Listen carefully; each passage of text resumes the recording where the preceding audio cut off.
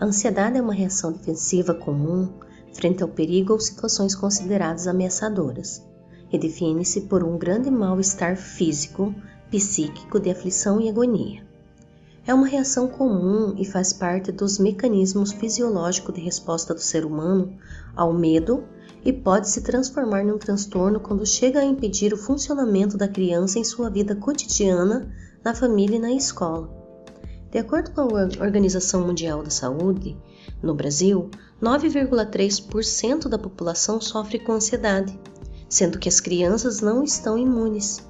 É muito frequente elas apresentarem indícios de ansiedade que pode até mesmo ser confundido com outros diagnósticos. Alguns fatores podem contribuir para o surgimento da ansiedade infantil, como, por exemplo, o longo período longe dos pais, a insegurança, o medo ou até mesmo a rotina escolar. De acordo com o DSM-5, muitos dos transtornos de ansiedade se desenvolvem na infância e tendem a persistir se não forem tratados. Os sintomas variam de acordo com o tipo de ansiedade. Contudo, o diagnóstico em crianças e adolescentes difere dos adultos no que diz respeito aos sintomas físicos. Sendo assim, alguns tipos de ansiedade que podem atingir as crianças são ansiedade por separação, transtorno de ansiedade generalizada, mutismo seletivo, transtorno de ansiedade social ou fobia social. Dessa maneira, podem causar sintomas tanto mentais quanto físicos, que atrapalham de diversas formas. Assim, ocorre constante tensão ou nervosismo, sensação de que algo ruim vai acontecer, problemas de concentração, medo constante, problemas para dormir e irritabilidade.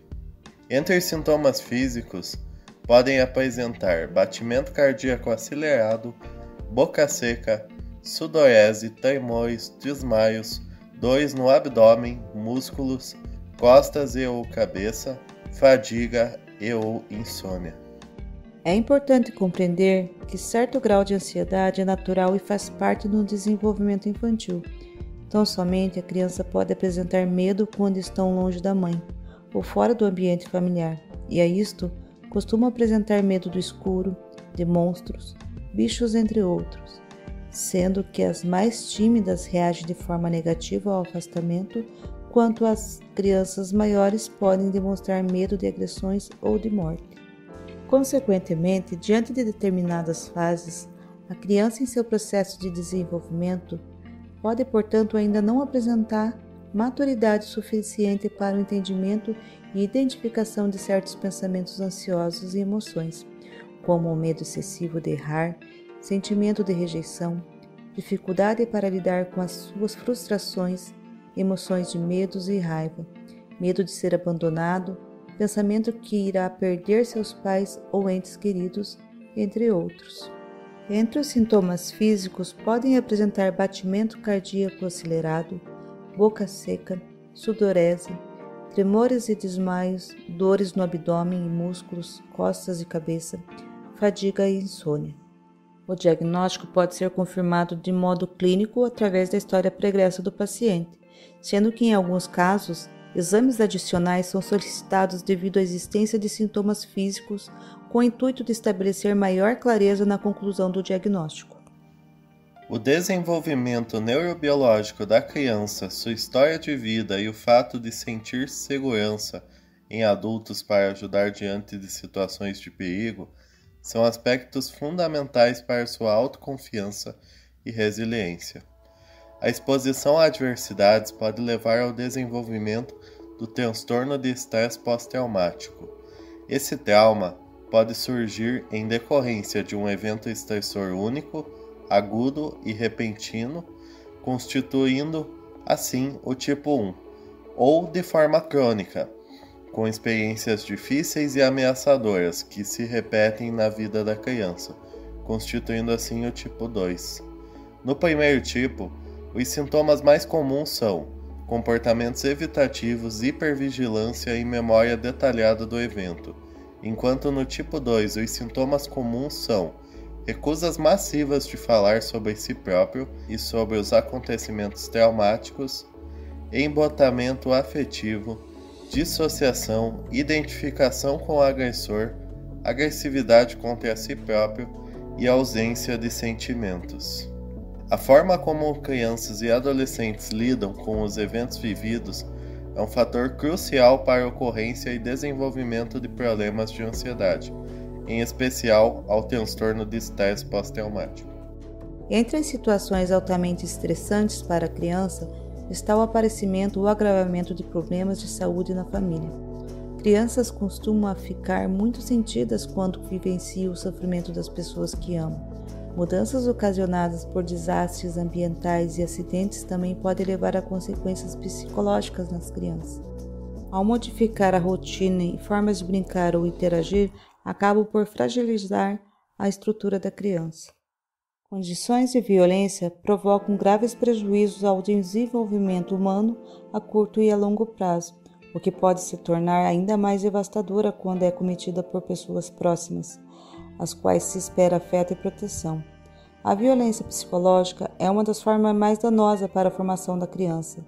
Essa violência ocorre quando a criança se sente rejeitada, depreciada, discriminada, desrespeitada ou quando ocorrem punições, cobranças excessivas para com a criança.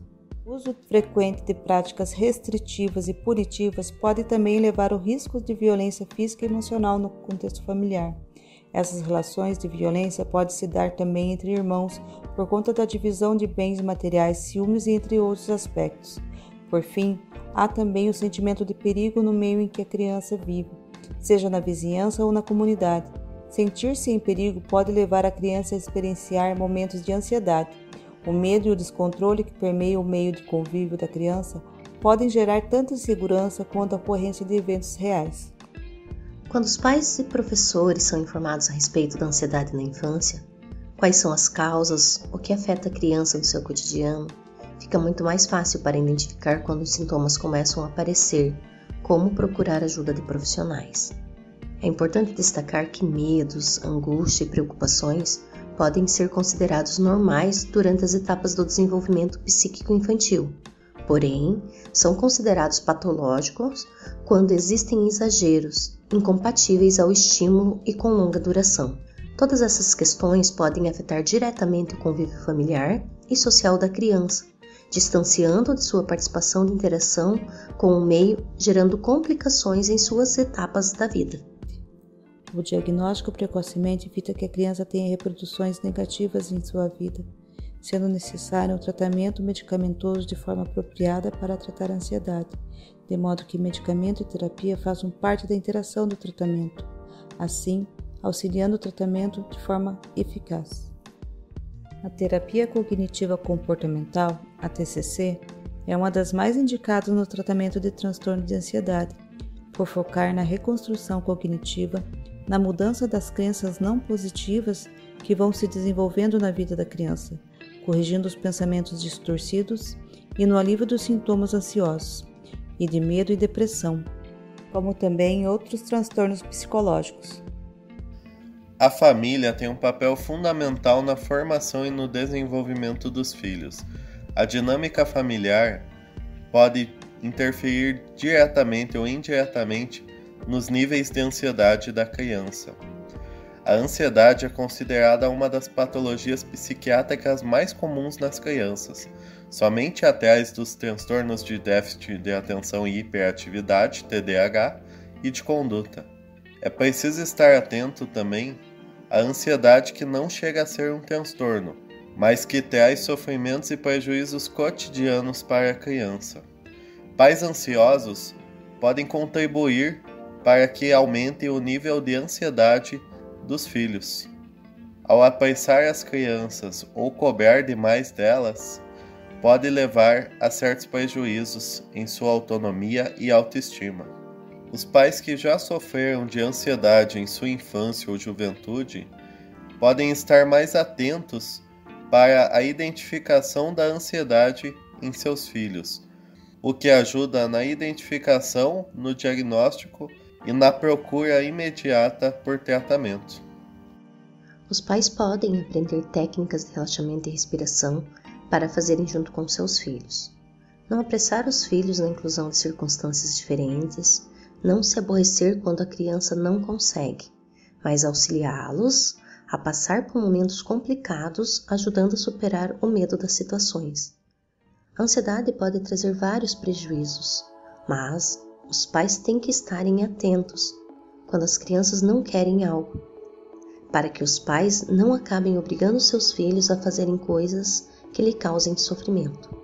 Quando a ansiedade da criança se torna crônica, é preciso que os pais ou pessoas próximas de seu vínculo auxiliem a criança.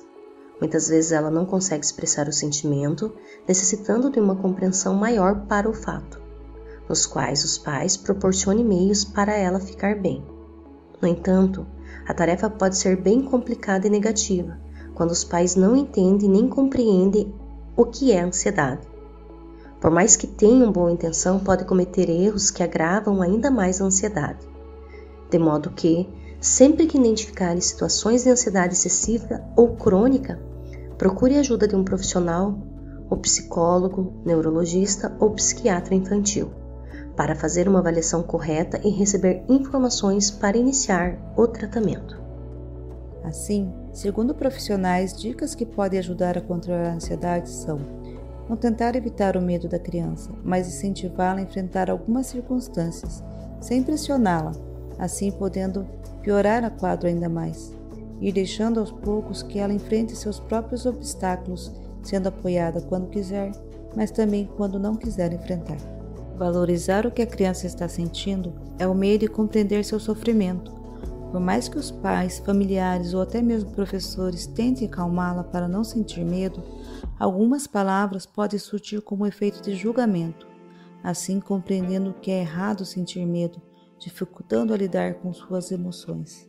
Tentar diminuir o período de ansiedade é a maneira de auxiliar a criança a lidar com a ansiedade.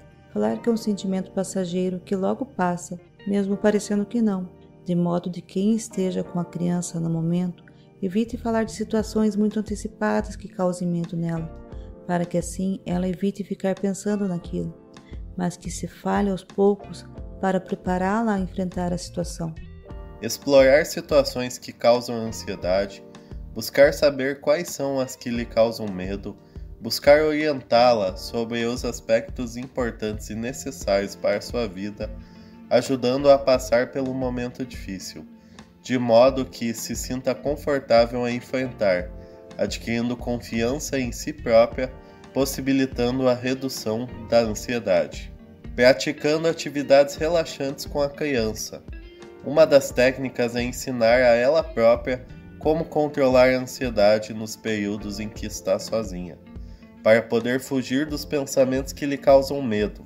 Uma dessas técnicas é respirar fundo, inspirar por 3 segundos e expirar pelo mesmo tempo. Focar em outras coisas para desviar o foco do pensamento para ajudar a controlar a ansiedade. Desse modo, é preciso entender que a ansiedade necessita de atenção e cuidados para que não venha a desencadear outras patologias ou se agravar. O profissional de psicologia necessita ter um bom manejo tanto com a criança como com sua família, para que todos possam ter um entendimento claro a respeito de quais atitudes se tomarem. É importante lembrar que a criança de hoje repercutirá no adulto de amanhã. Por isso, é importante que as intervenções sejam acertadas. A participação da família e o apoio no processo terapêutico auxilia em muito a adesão ao tratamento. No decorrer do processo terapêutico, a criança poderá gradualmente se sentir menos ansiosa, saber lidar melhor com as situações, ressignificar momentos que lhe causem ansiedade e modificar sua autopercepção. Aspectos esses que contribuirão para a melhora da saúde mental e para o desenvolvimento saudável da criança.